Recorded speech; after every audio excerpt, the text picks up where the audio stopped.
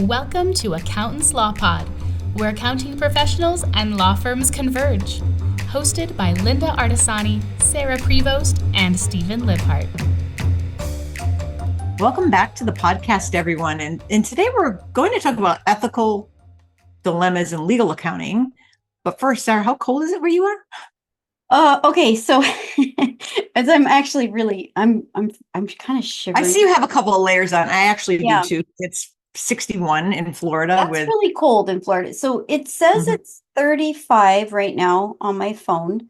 What's the wind chill? Because that's not what it really feels like. And I don't think they call it wind chill. We're actually not that windy, but it was a low of 28. Last night, I will tell you, the running joke, we did my son's celebration, his birthday dinner, and we're headed home. And I said, give me those car keys. I will get to that car faster than anybody in this group, and I will have it heated and turn it on. And he's like, okay, bye. So he did it. And of course, I had the car warm and fast. Yeah, my husband's like, there's no way. But last night was freezing, and this morning I could not stay warm last night. It was so cold, but it's supposedly, I don't know if it's record cold, but it's supposed to be really cold. But it's snowing in Florida. Snowing in Florida and northern Florida. So Tallahassee, far, far away from me. But we are going to go down to 39 on Saturday. So that's pretty cold, Lynda. But not, we've had colder because we've had to cover our flowers because if the frost comes, it'll kill them. We've had to put tarps on the flowers. Oh, really? Okay. Probably about 20 years ago. Every 20 years, we get this little bit of cold. I was going to ask you how frequent has something. Okay. Wow. Usually it lasts like a couple of days. We're getting one day of the 39 degrees, which it won't be 39 all day. That'd be in the morning when it kind of drops. Yeah. But yeah, it's not typical. It's pretty dry here right now too, because we just had it was 70 something degrees and it was humid. I'm like, wow, it's humid. My hair went. I'm like, okay, it's really warm. And then all of a sudden the next day it's been really windy too, which is really unusual. We don't get a lot of wind. Contrasted to Rhode Island, which was like right now it's bone chilling cold. Yeah, that's what so cold. Like it's so cold right now, and I'm like, is it gonna snow? I mean, there's frost outside my little home office here. There's frost outside on the stoop here, so I'm like, okay. Yeah, I'm looking at all the things online and people complaining because it's so cold. I'm like, that's kind of why I live down here. I don't like that cold and the snow. I don't miss shoveling snow. No, none of that. Well. I think it's kind of like legal parts of that too, because you're required to have your sidewalks probably if you have a sidewalk. Because you're a landlord. You did. And I can tell you the dilemma I had as a landlord in Rhode Island with the snow was that we had a really big storm, multiple storms that layered on it. And you had to actually the guy would come and take the snow out of it and they were dumping it into the Providence River. This is a while ago when you could do that. Because they had to get it out. There was no place the piles were so high. Yeah. And we had a tenant climb over the snow pile instead of going through the walkway that was shoveled. And he sued us and he won. Insurance covered him because he was a dope and walked over the pile and fell. I'm sure intentionally, instead of walking through the walkway that we created. It's like, why would you do that? But, people look for ways to screw you over. Yeah. I just couldn't believe that because it happened. It was like, that was stupid of some. I mean, these were big piles. Yeah. I wanted to say to the guy, insurance like, don't talk to them. But I wanted to say to him, why didn't you use the path that we had? Like we had paths. Where's your logic? Do you have like comments? No logic. The logic was I'll hurt myself so I can get the money. But I mean, with legal bookkeeping, when you think of ethical dilemmas, first thing that comes to mind is like we do conflict checks, right? So the law firm will do a conflict check. So we have to have all the names of all the clients they've ever had. So in case there's a case or matter that comes up that's got somebody that's involved with somebody else and you've already represented that somebody else, they have to have the ability to do a conflict check and search for that, which is something if you're new to the industry of working with lawyers, you'll hear that term. What the heck does that mean? Well, that's kind of what that means. That conversation most of the times about a data migration where somebody wants to bring in every customer name from the beginning of time, which could be 30, 40 years of a law firm being in existence. And then how much data do you want to bring in and bog down the QuickBooks file? But for good reason, they want to have it for conflict check. That's kind of where my brain went when the topic of this topic came up is that. Yeah.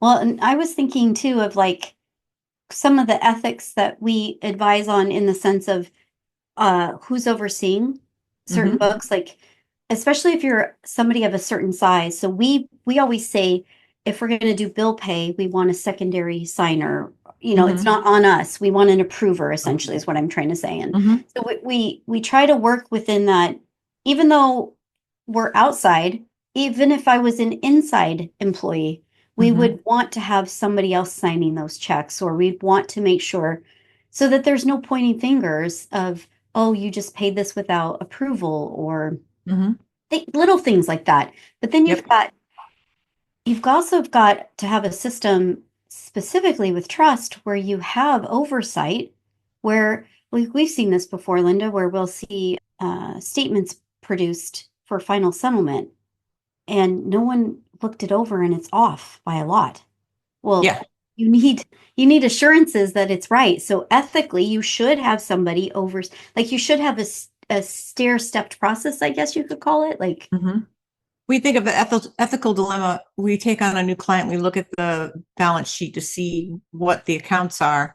And then we see there's like 30 cents, $1.50, $29 left over, and they don't return it or even attempt to return it. And the matters are years old and it sits on the books. That's an ethical dilemma because they're supposed to give back what's not used with a retainer. Yeah.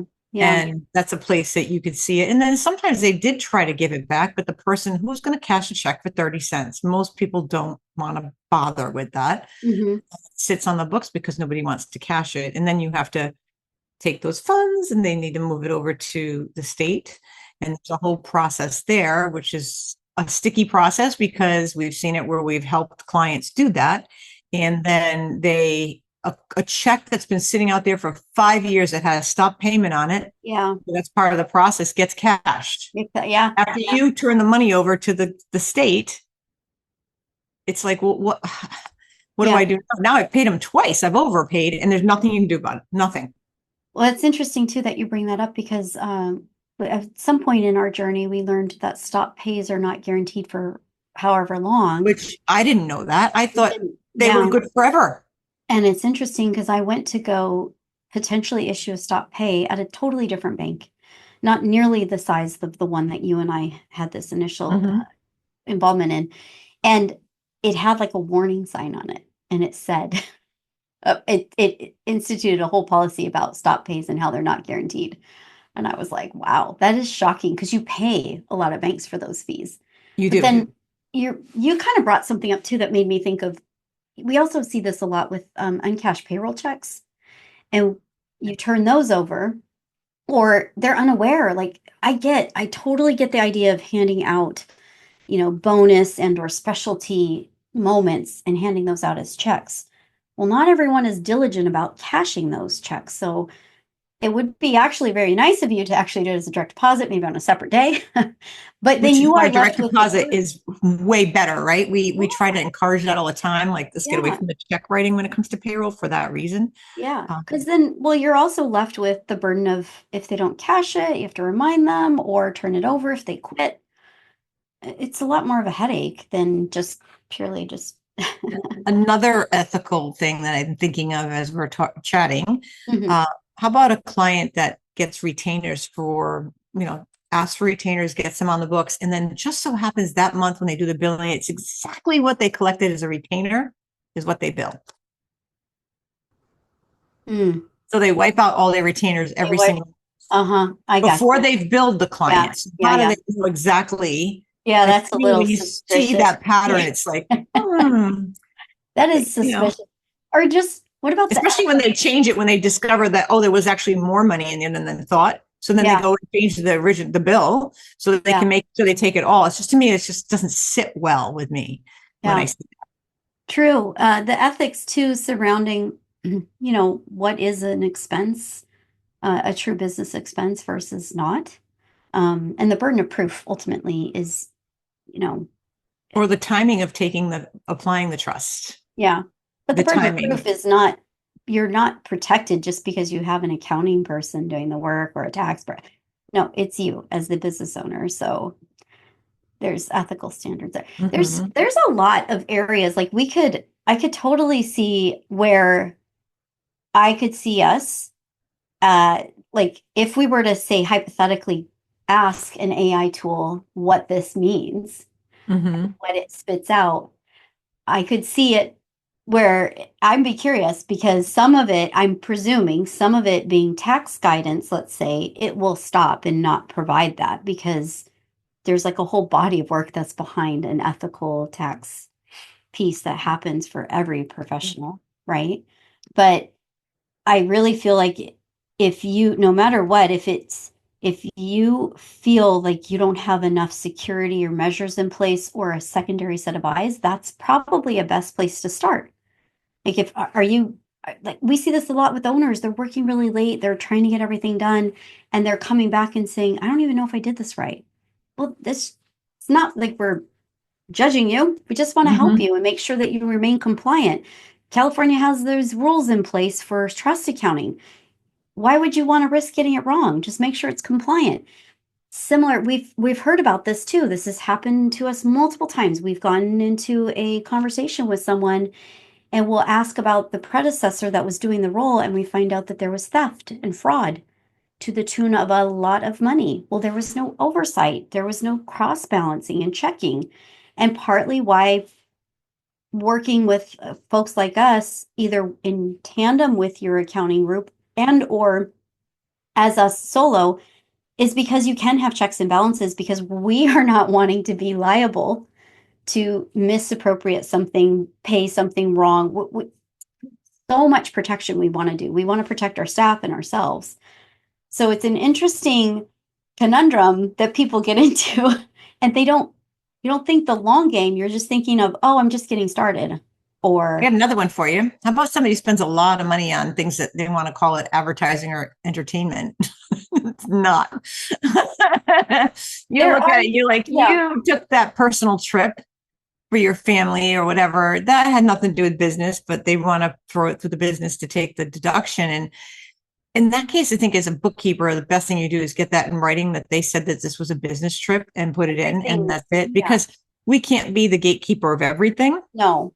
Yeah. And I think people a lot of times try to stretch as much as they can to get tax advantages. And I mean, we all know, like if you bought a Gucci purse or whatever, that's most likely not advertising, but unless you're in some sort of line of industry that makes sense, that ties back to like a profession is that type of profession. Right. It has to be something that would make sense to it, I mean, because we've seen it. We've talked about before where they try to write their haircut off or their business suit off, and you have to have that conversation of what's legitimately an expense and what's not. But a lot of times the transactions, and we're kind of going through that now at this time of the year, where we're giving them what they took as what we've coded as distributions, and maybe they went to museums or whatever. And then we need to know, like, that's not a business expense. That's actually an expense that you use personally.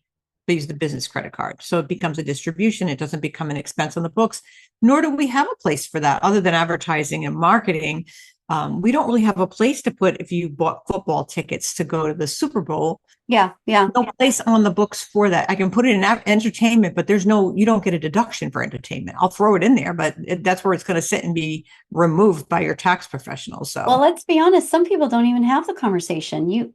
They'll do the books. We've seen this before. Accounting professional will do the books. Tax person comes along, depending on the tax person, they do it a certain way, and no conversations ever had with the business owner. I think it's doing your due diligence to understand things. Now, like you said, I totally agree. We are not the gatekeeper, but we're also not in a position. We're business owners. We're not in a position to flat out just be told to do things if we find it ethically wrong either. So can you sleep at night? That's what I like to say. Like, can you sleep at night with this decision of where you're putting this on the books? And please put that in writing so I can take that snippet and stick it inside my transaction so that I can remember it 3 years from now when you're audited, why I put it there. You directed me to put it there because I don't want to have that on me. I know I'm looking at this going, this is not a business item. Totally.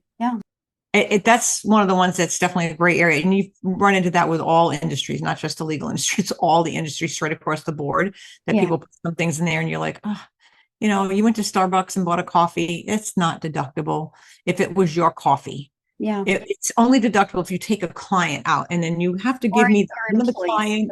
Yeah. Or your staff. Right. So it's got to be that way. And I think because we had meals not deductible, and then, meals at 50%, and then it came back to being deductible after the pandemic. So to get help the restaurant industry. So then it was 100%. And now it's back to, you only get the 50%. And I think sometimes that can kind of cause a little bit of confusion whether it was here, then it wasn't, it was, then it not again. So I think that's part of it. Well, and like any administration change, anything that changes at a certain level, government body, we have to follow whatever the changes are. So we don't get to decide sometimes. Well, we're working along and we're like, okay, it's done this way currently. Yeah. Rules change. Now it's going to be done a different way. Yeah. And we're the messenger. We try to code it on the chart of accounts to see it. So it's kind of a reminder, because you hand over the records to the tax person. The number doesn't always perfectly align with what we say the profit and losses at the end of the year. There's always tweaking going on, depreciation added, and things like that you kind of can see.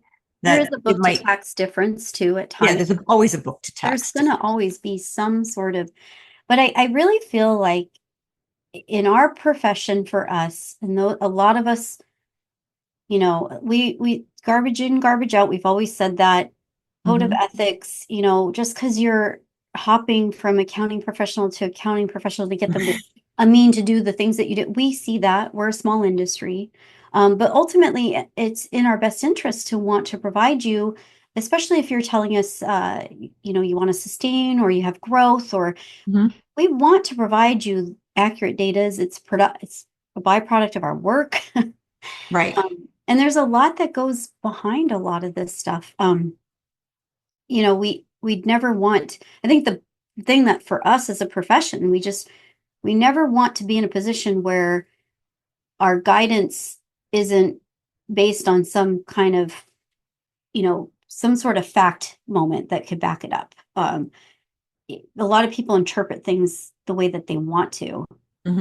It's our interpretation of what we understand it to be based on what our profession tells us it is, and the way that we've worked to ethically. That's what we will do. Yeah, and I can see. Just something as simple as, all right, I have a social presence. I'm on X or something, and then I don't have enough followers. And I've had people approach me saying, "You don't have enough followers.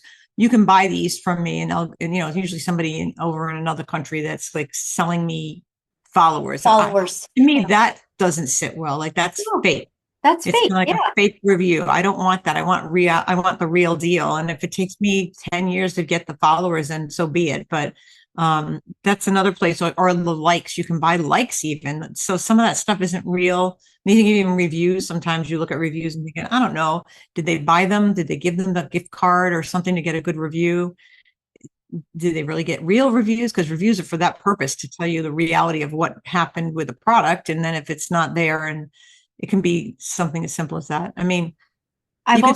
We've also seen that this has been an interesting part for you and I. We've had a client issue what they called gifts, and we had to re-advise that actually was a misunderstood moment, not by us. It was actually by somebody else that we don't know honestly what the truth of it is, but we had to go and help clean it up. And same thing goes with, if you're not clear, kind of what you're saying, it's not clear enough, you could get yourself into trouble with the ethics behind 401k if you don't really understand what is the time frame for stuff like that, things like that. And I think it falls in line with what you're saying. It's like, is it too good to be true? Was it a little bit too easy? What are all the things? And it's hard to know that as a business owner. And that's where you have professionals in the field that assist with those types of things. But there has been a few moments where I've heard something and I'm like, "Ooh, that's actually not right." And now I have to go fix it. It's going to cost you, unfortunately. This is a bad decision.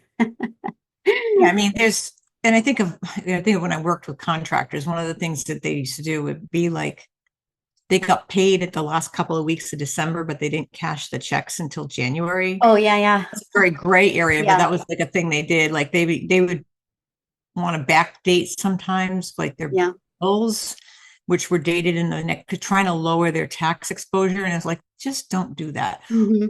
You're not doing anything other than kicking the can down the road when it comes to not putting the payments in. And then they didn't have the money available to them when they needed to pay their bills in January. To me, it was a dumb process, and it only works the 1 year. If you start to make it a habit, it's going to happen every single year. You're not doing anything year after year. And it just bugged the crap out of me when people did that. Just like, you earned it, you billed for it, put in and pay the taxes on it. That's the way I looked at it. But that was a thing with a lot of the contractors, that they would try to play games at the end of the year when they got paid by cash. Now, today, most of the payments are electronic, so we don't see that too often. But yeah, it's look at the extra work we have to do right now for BOI, Lynda. I know. It's because of shell companies and all this crap.